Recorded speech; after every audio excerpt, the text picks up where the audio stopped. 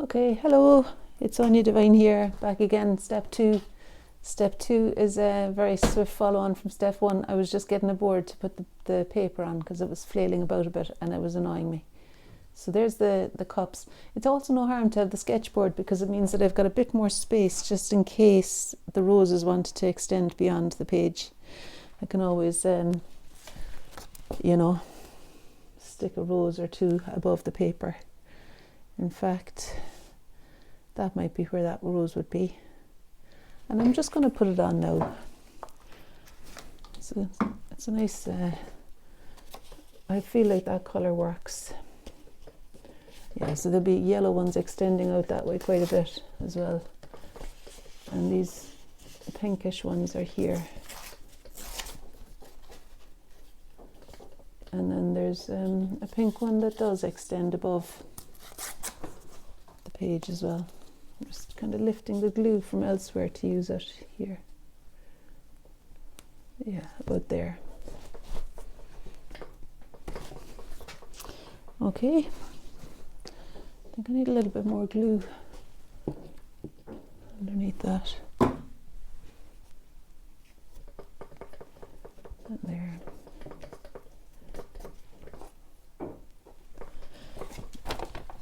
Just tighten the easel. Oh dearie me. Okay. Alright, so I've kind of gone to town, haven't I, with the collage. I wonder whether now what I need to do is to start with paint. Yeah, I feel like I want to put some paint on. So I've got sap green and hooker's green and acrylic here. Acrylic is good because it dries quickly. I've got an old tear off palette there. And yeah, so I've got the hooker's green acrylic. I'll show you now, it looks like that. It's a good dark green. And then I'm going to put some ultramarine blue with it because I want to begin dark. And then I've got the sap green, which is a lighter green that I could use maybe with a stencil possibly as my rough kind of playful plan at the moment. We'll see. Could be it might go in a different direction altogether. I'm quite liking the shape of the leaves that are coming down in between the roses and the teacups. I like the fact that it's an organic thing in between. I turned the jug because the two handles, the handles of the cup and the handle of the jug, were facing that way originally. So I kept the roses in position and turned the jug so that the jug handle was on this side. And I'm happy then that the leaves came flying down there.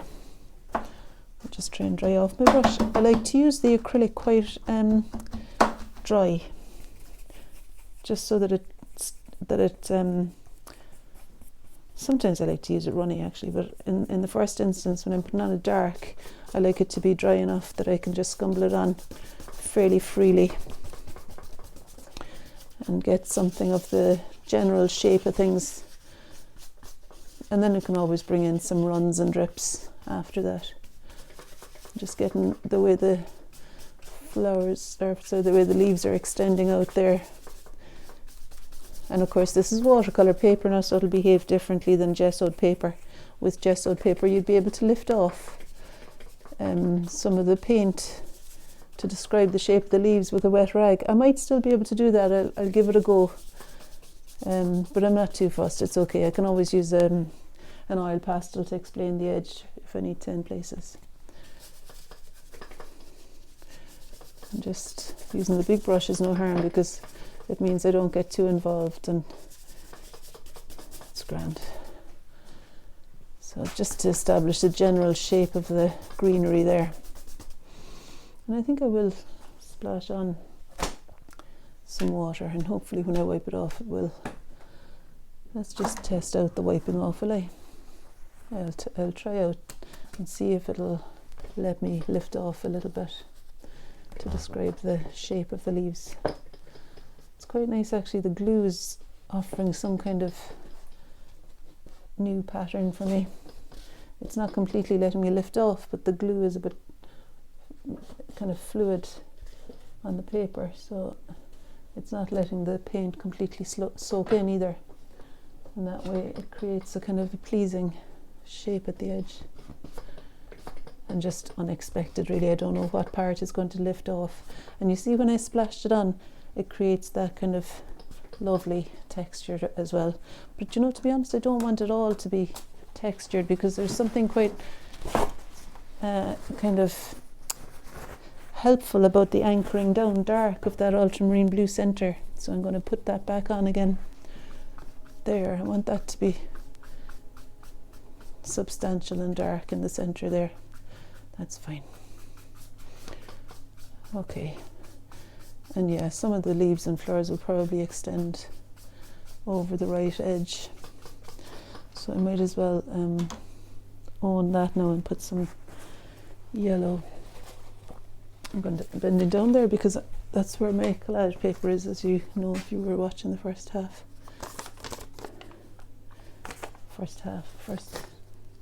minutes really. I'm looking for other yellow options. I think I had a few yellow options. So these are my kind of collages for the collage options for the yellow roses I had decided upon. You know, I quite like that just as it is. This is one of my, I really like that. I need to find more of these. I think these were books of wrapping paper that I got from various places, but the wrapping paper was based on patterns from different places like Portugal or Turkey, or you know, and so there was lovely tiled, you know, different kind of effects, different patterns on the wrapping paper. Okay, so that's where I wanted that one to be, and I suppose I could put the brighter rose. Then really it needs to be there, so I need something to allow it to extend beyond the edge, and I think the thing that will extend it beyond the edge is going to be greenery, so to represent the green leaves.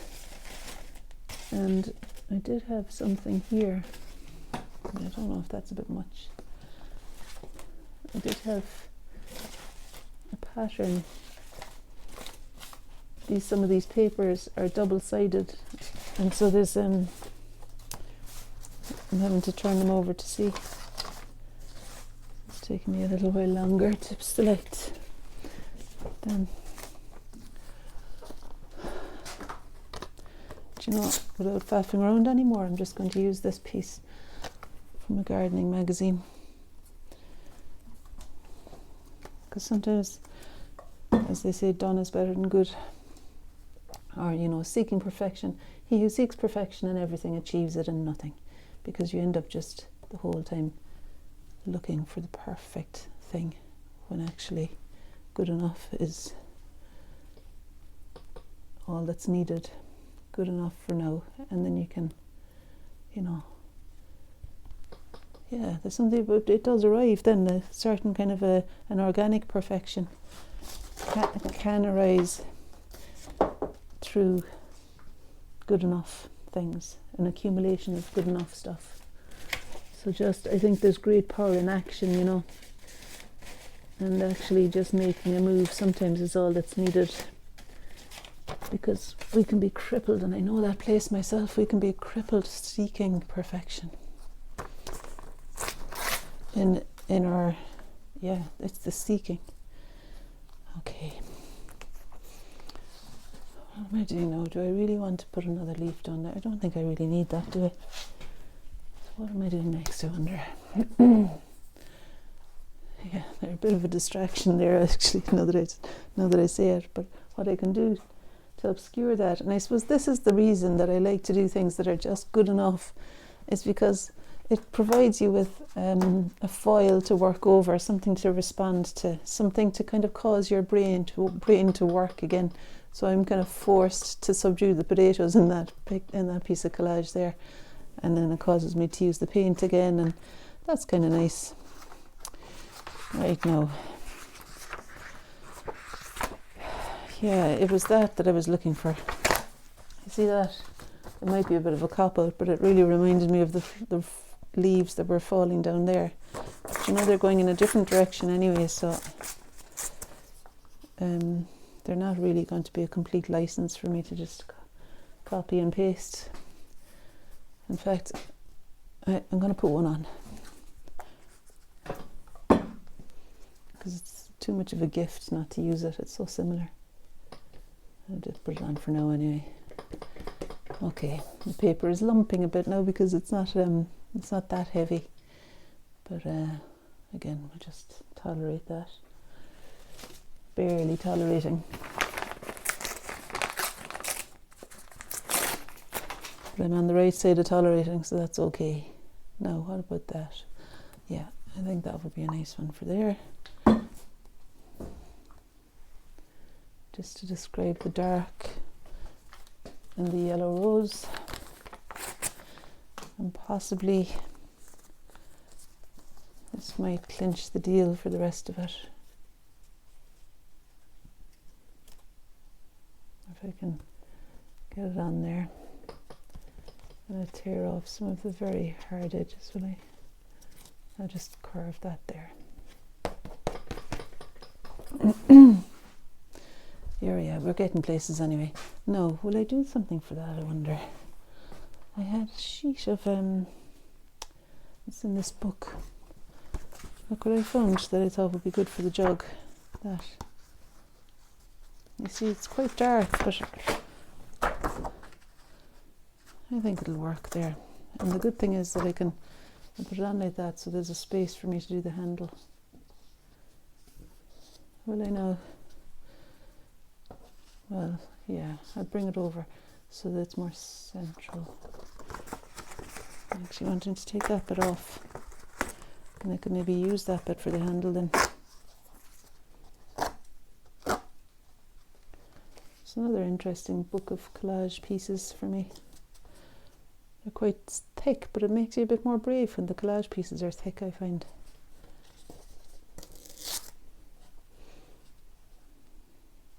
Okay, I'm going to go with that and see what will happen next. I'll just go with that.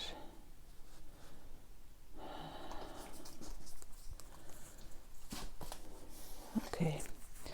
And you see there now is an opportunity, I think, again to use one of those torn leaves, because I want the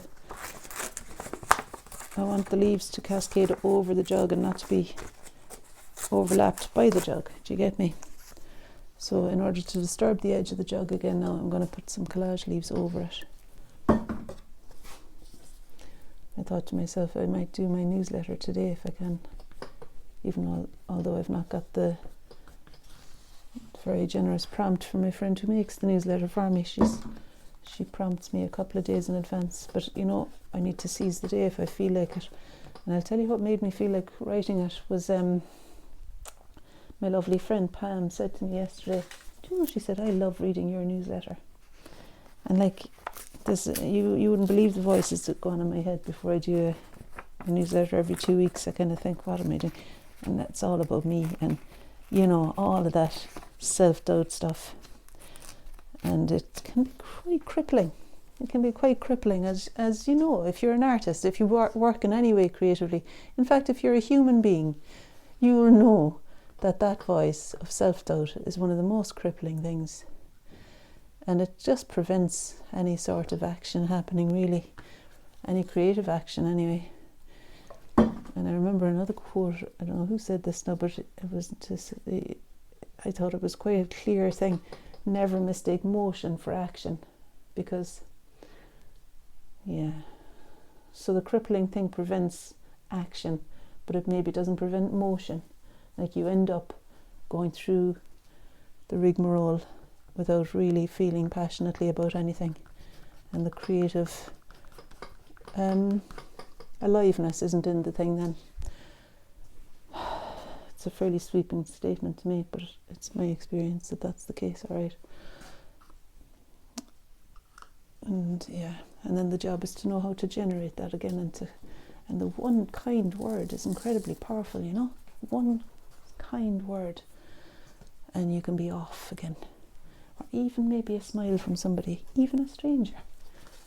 I was in a bad way one day at the petrol pumps, and a man got out of the car beside me, and you know, he gave me a big smile, and it changed the dynamic of my day. I wonder if I sound like a kind of a jelly quivering wreck, you know.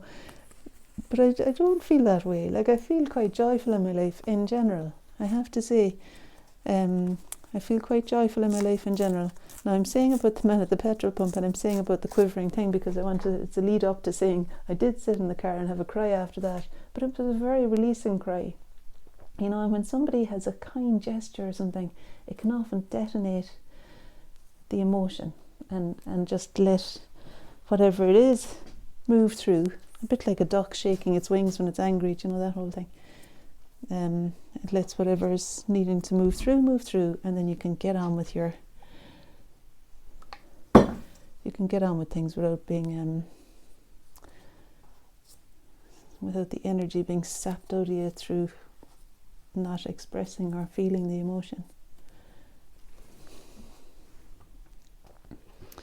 Okay, so I couldn't really bring myself to say thanks to that man, but he really did make a difference to my day.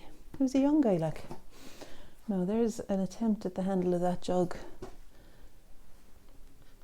Anyway, so my friend Pam said she really likes reading the newsletter, and that made me feel like doing a newsletter.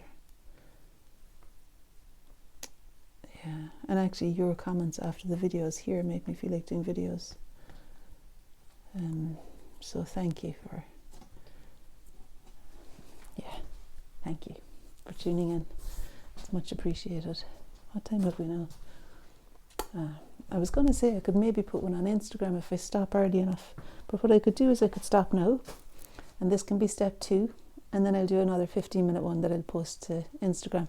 Let me just show you what happened there so that you can, because I think with it being backlit by the window, it's maybe not so clear to see what's actually going on the page.